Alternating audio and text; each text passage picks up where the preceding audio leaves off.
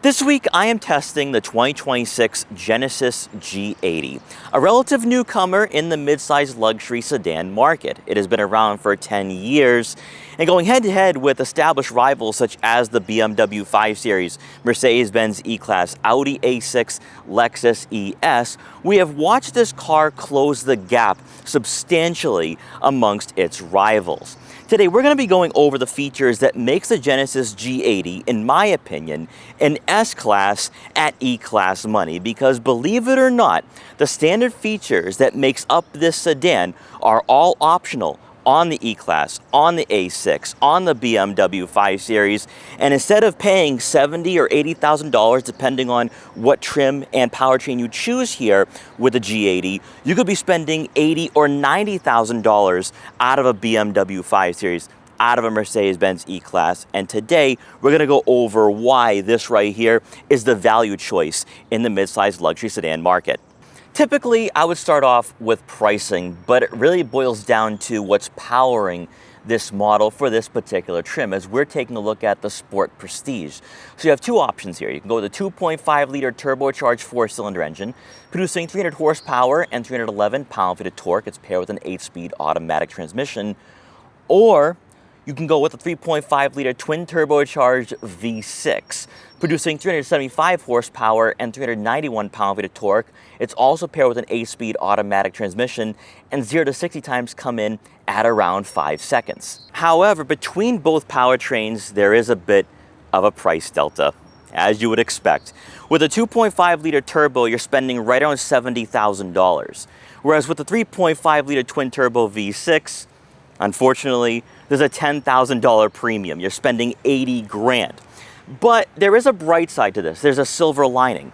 Because with the 2.5 out of the Sport Prestige, you get most of the features that we have here on the 3.5.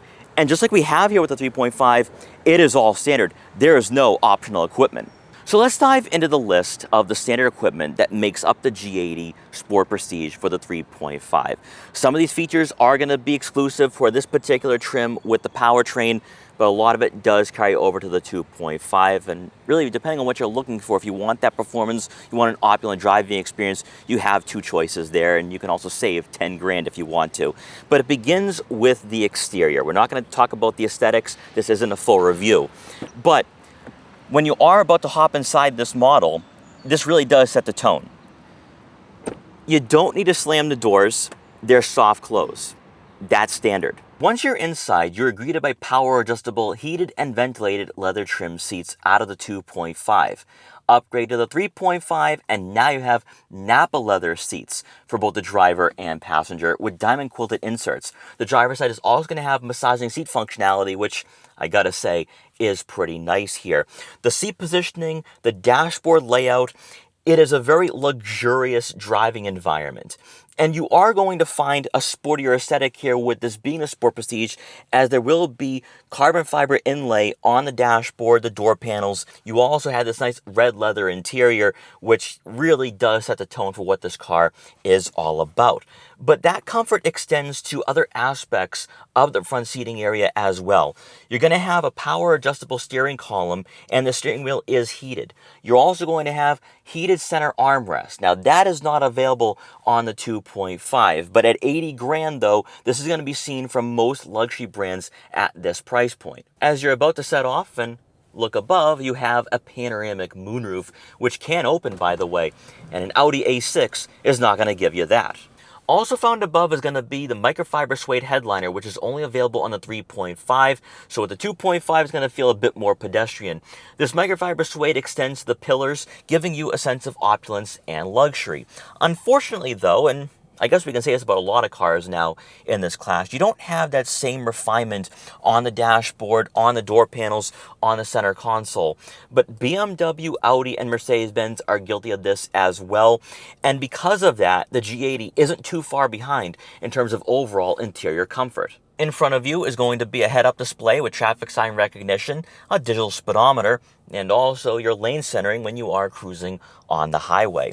You're going to have this 27-inch conjoined screen with a full digital gauge cluster and infotainment system. We're not going to dive into the specifics of these screens, but it is a huge upgrade over what we had a couple of years ago for the pre-facelifted G80. So you're going to have technology that I think is actually quite nice here in this class, considering the Germans have been a step above everyone else up to this point. Paired with this head unit is going to be the Bang & Olufsen sound system, which actually is standard before you even get to the Sport Prestige level with the 2.5. So if you're someone who is an audiophile, like listening to music, this is going to be a great setup for you. As you make your way down towards the center console, here you have all your touch-sensitive icons for your infotainment system, but also your 3-zone climate control, your AC, front rear defrosters, fan speed, fan direction, heated steering wheel. It is all right here. Then for the center console itself, you have your gear selector in that dial, but you also have a dial for the infotainment system. So dual functionality here, much like we see out of the BMW 540i. You're also going to have some buttons here for home, menu, back, auto vehicle hold, and then you have your drive mode selector, your auto start stop, your camera systems, which we've got to talk about the camera systems. You are going to have a plethora of those, a 360-degree top view, a rear backup camera with trajectory, front-facing camera. So when you are parking this car on city streets, because it is somewhat large, you'll have that security, you'll have that safety and peace of mind when you are backing into a spot or parking on a city street. You are going to find a wireless phone charging pad. And for the center storage compartment, enough room for some smaller items like a smartphone, wallet, or other tech gadgets, 2 USB-C outlets, and a 12-volt outlet. And surprisingly here, with this being a vehicle coming in at $80,000, we don't have a digital rear view mirror. However, we do have a rear sunshade, and that can be opened and closed from the first row and also the second row. What makes the Genesis G80, in my opinion, a baby S-Class is the executive nature of this car that you really don't see anymore, even from the Germans, let alone Lexus with the new ES. What you have here is a car where you can just sit back, relax, recline. On the passenger side, you can adjust the front seat forward, so that way you can just sit back here, set up a laptop, and have no cares in the world while your chauffeur is driving you around. These seats are also reclined in a way where you're in this relaxed state. Then one step further, and this is all optional equipment that you're going to find on an E-Class, on an A6, on a BMW 540i, is that you're going to have the rear sunshades for the windows, but also you can lower and raise the sunshade for the rear window. And again, this is all optional. This is all optional equipment that you can find on those 3 German rivals. But right here, you can block out the haters, you can have the privacy, and best of all, you have climate control back here and heated outboard seats. Again, standard equipment that would be optional on the rivals. So you can have absolutely no care in the world in this sedan, and you can shut off the outside world and the noises of the outside world while you're being chauffeured around. This, to me, is a standout. It's the smaller details that really sets a tone for the G80 and makes it, in my opinion, a worthy competitor in this class. While the G80 is much like its rivals in the fact you can accommodate a third person in the center, you have to ask yourself why when you do spend some time back here. Because when you lower the center armrest, for one, you are going to have your 2 cup holders. Love to see it. But then you also have the buttons for your heated outboard seats and that rear sunshade. You also have a center storage compartment out of this center console here, where you can accommodate a smartphone, a wallet, other tech gadgets, and 2 USB-C outlets. In front of you is going to be your air vents, but then also your climate control, your fan speed, and fan direction. So this vehicle is set up for passengers who are going to be back here by themselves, or if you have 2 executive passengers in the second row. And all of this would be a moot point if it weren't for 2 components that make up the driving experience for the Genesis G80. One is going to be the electronically controlled suspension with road preview. What is road preview? Well, Genesis has a front-mounted camera that accurately predicts bumps and imperfections in the road alongside potholes, so you can just glide or float through life.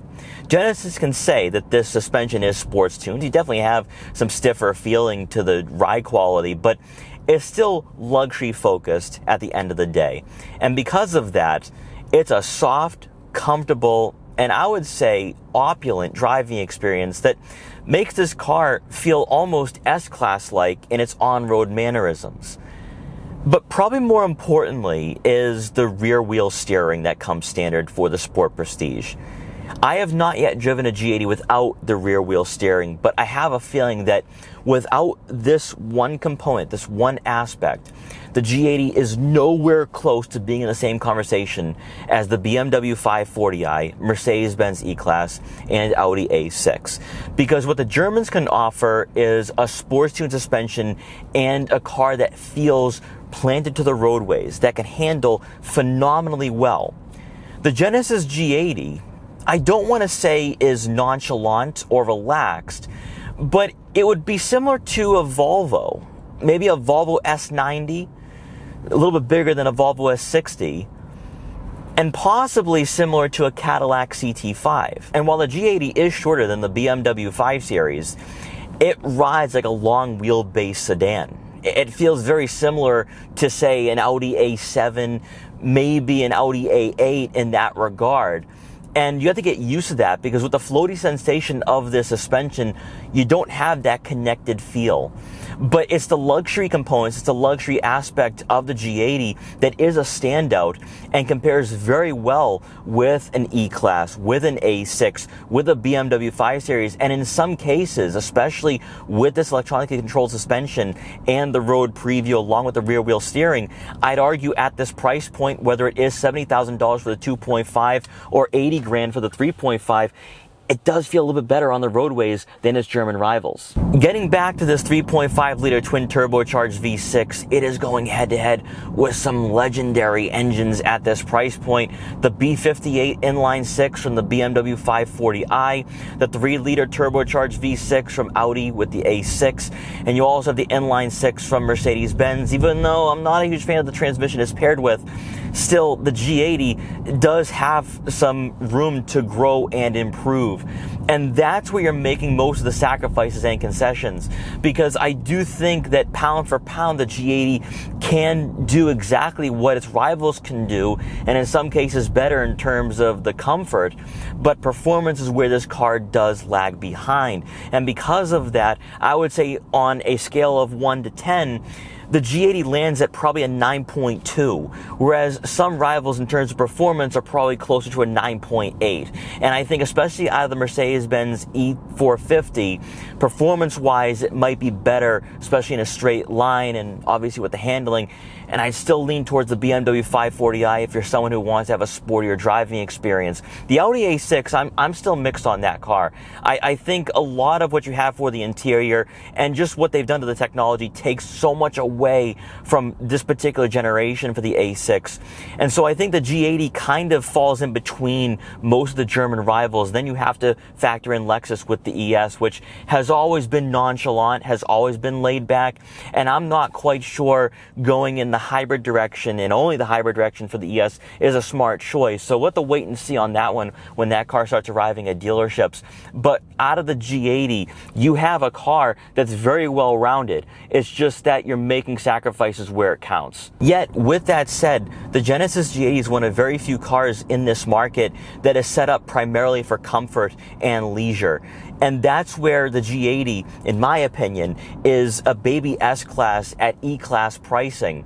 And getting into that pricing, this is where we're going to notice the G80 actually being a great value in this market. Now that we've gone over everything that the G80 Sport Prestige has to offer with the 2.5 and 3.5, we can compare and contrast. And this is where the G80, even though pricing has increased over the last few years, it is still going to be a better, more affordable choice over the German rivals. In my opinion, there is only one car from Germany that matches the G80 pound for pound across different price brackets, and that is going to be the E-Class. And this is the one car we're going to take a deeper dive into in terms of those packages and features, because you can get a lot of what we have here out of the G80 in the E350. And instead of going with the E450 at close to $72,000, you could in some ways undercut the G80, but those optional packages are going to come back to bite you. With the E350 4MATIC, since we live up here in New England, we're never going to get a rear-wheel drive E350 up here.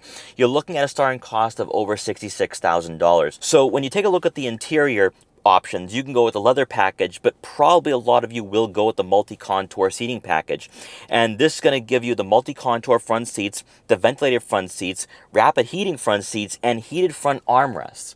Now, the heated front armrest is only available on the 3.5. However, this multi-contour seating package, which comes in at $3,000, is also optional on the E450. So there's no way around this. You're going to be paying $3,000 for some of these features from Mercedes-Benz. Then it gets even better when you take a look at the options tab, because this is where it can get expensive really quick.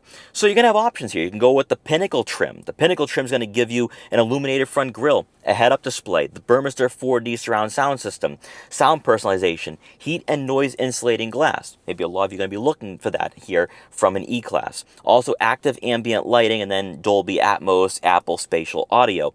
But this is $3,400. Some of you might say, you know what, I'm going to pass up on that. And I think that's a wiser choice. But then you also have the Mercedes-Benz User Experience Super Screen package, giving you a passenger side screen, or the Winter package, which is most certainly essential. That's $450, giving you a heated steering wheel and heated windshield washers. I think that's necessary up here in the Northeast. Then we have our sun protection package. Yes, some of these features are standard on the 2.5 and also 3.5. This will give you the manual rear side window sunshades and power rear window sunshade. That's an $800 option on the Mercedes-Benz. But then we also have more minor features here, like the Burmester 4D surround sound system, which you can get as a separate option. Advanced USB package, but then we also have our soft close doors for $550. So we're just tacking on the items here.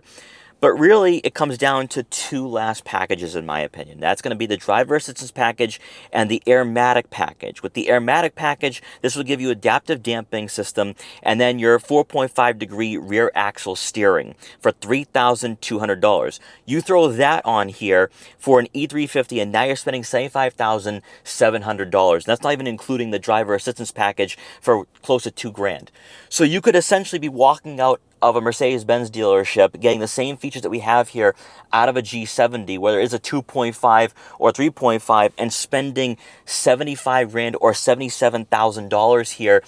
That's where it gets very pricey. And we can take a look at the E450 with a base cost of just over $72,000, and then we can do this all over again. All these packages that you're seeing on the E350 translate to the E450. So then you just add those prices in there, and now you're spending probably $85,000 to $87,000 on an E450. Is it worth it? Is it worth spending an extra $7,000 for a car that, yes, will be quicker in a straight line, might handle better, but you could save that $7,000, get the G80, and you have a car that's just as well equipped, if not better. Then we move on to the Audi A6. In my opinion, out of the German rivals, it is the most overlooked, especially for this generation. Is it the best A6 we have ever seen? No, absolutely not. Nowhere close to it.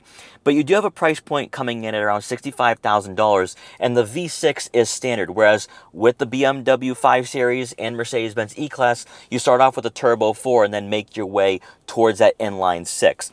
So with the V6, you're going to have that performance right off the bat, but you are going to be paying a little extra in terms of the features and amenities. What we have here out of the G80 with the rear axle steering, with the power sunshade, with the heated and ventilated front seats, the Napa leather seats up front, this is all going to come at a premium with the Prestige trim. Now, the Prestige does come in at $72,200. This will undercut the Genesis G80 with the 3.5-liter turbo. Unfortunately, though, optional packages are once again going to hurt you, because what you're going to want here out of the A6 to have similar features and equipment, you will have to pay an astonishing $5,850 with the Sport Plus package. What does this give you? The 21-inch multi-spoke twist design wheels in a black metallic finish. You also have the 3-spoke flat bottom steering wheel, all-wheel steering, aluminum front door sills, anthracite Audi rings, black exterior trim, black headliner, black wheel center caps. So basically mostly an exterior refresh for the Audi A6. Sports tuned suspension, sport rear differential, sport seats, stainless steel pedal caps. So it's mostly a sport trim. And obviously, as we talked about earlier on, the Germans are going to provide a better driving experience in terms of the engagement and handling, but it all comes at a premium. It comes at a very hefty cost. Lastly is going to be the BMW 540i, which was once one heck of a car in terms of its design, its styling, and then obviously the B58, which the B58 does translate to this new generation. You have a starting cost of $67,700, but with this being a sportier trim, you might feel apt to go with the M Sport package, which this will give you a price of $70,900. Then we got to go to your options. And again, the options are where this car gets very pricey and where the Genesis G80 becomes a value choice. So you're going to have options between convenience package, premium package, but I think a lot of you will choose the executive package if you are someone looking for luxury and opulence. What does this give you? It gives you a power rear sunshade and rear side window shades, also glass controls, parking assist plus, heated steering wheel, interior camera, head-up display, parking view with 3D view, and the Sky Lounge panoramic roof. Now, some of these are standalone features. You don't have to spend over $3,000 for this executive package, or actually close to $4,000 with the executive package. But still, adding that into the equation, now you're spending close to $75,000. Then for $1,350, you have the luxury seating package. This will give you multi-contoured seats, front and rear heated seats, and front ventilated seats. And again, this is all standard equipment that you would find on the Genesis G80. You add that into the mix, now you're looking at spending close to $77,000. Once again, much like the Audi A6. Now, unlike the E-Class and the A6, you do not have the dynamic handling package, which means you do not have rear axle steering. Now, for the BMW 540i, it might not be necessary. BMW has always tuned their cars to be more sporty and aggressive. But still, though, the turning radius for a car of that size, close to 200 inches in length, you might want that if you do drive in the city all the time or you are in the suburbs. So these are some things you're going to be making some sacrifices on if you choose the Germans in this class. I am not saying in any way, shape, or form the G80 is a perfect car. It is far from it. We've already discussed that. But in terms of its value, in terms of its pricing, you're not making concessions necessarily. Only in terms of performance, fuel economy, and obviously handling. But if you can overlook the weak points for this car, it does compensate for those weak points in many ways. And then you take a look at the Germans. The Germans right now, the three German rivals, those are not the best iterations that we have seen from these manufacturers over the last 20 to 30 years. When you put all that into perspective, the G80 at the moment has its best chance to take on those rivals and to be a worthy foe in this class. Guys, I hope you enjoyed this video as we checked out everything this car has to offer. Let me know in the comment section below, is the G80 a baby Mercedes-Benz S-Class at E-Class pricing, or is that going too far? But let me know in the comment section below. Guys, once again, thanks so much for watching. Take care, and I will see you guys next time.